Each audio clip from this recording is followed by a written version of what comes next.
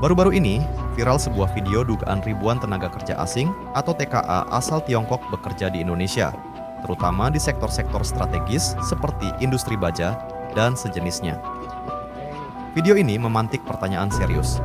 Mengapa tenaga asing begitu mudah masuk, sementara tenaga kerja lokal justru kesulitan mendapatkan kesempatan yang sama? Isu ini semakin memanas dengan temuan 40 pabrik baja yang diduga beroperasi tanpa izin pengolahan di Indonesia.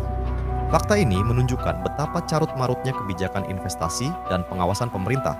Di satu sisi, pemerintah gencar menarik investor asing dengan janji kemudahan berusaha. Namun, di sisi lain, minimnya pengawasan justru membuka peluang bagi praktik ilegal, seperti pabrik baja yang beroperasi tanpa izin.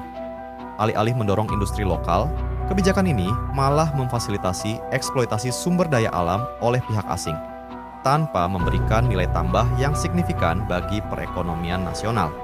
Yang lebih memprihatinkan adalah dominasi tenaga asing di sektor-sektor strategis.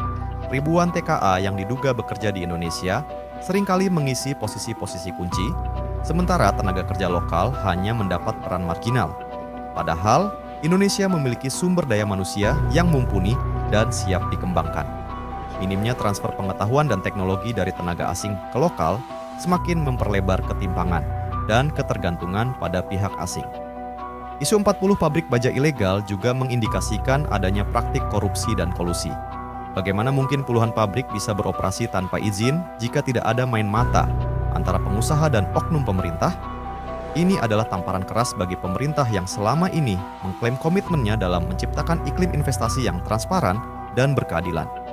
Pemerintah harus segera mengambil langkah tegas. Evaluasi menyeluruh terhadap kebijakan investasi dan penempatan TKA harus dilakukan. Pengawasan di sektor strategis seperti baja harus diperketat, sementara pemberdayaan tenaga kerja lokal harus menjadi prioritas. Selain itu, penegakan hukum terhadap pabrik-pabrik ilegal harus dilakukan tanpa kompromi. Indonesia memiliki semua potensi untuk menjadi pemain utama di industri global. Namun, hal itu tidak akan terwujud jika kebijakan yang ada justru mengorbankan kepentingan nasional dan tenaga kerja lokal. Saatnya pemerintah berpihak pada rakyat, bukan pada kepentingan asing yang hanya mencari keuntungan sesaat. Jika tidak, kita hanya akan menjadi penonton di negeri sendiri, sementara kekayaan alam dan manusia kita dikeruk oleh pihak asing tanpa manfaat nyata bagi kemajuan bangsa.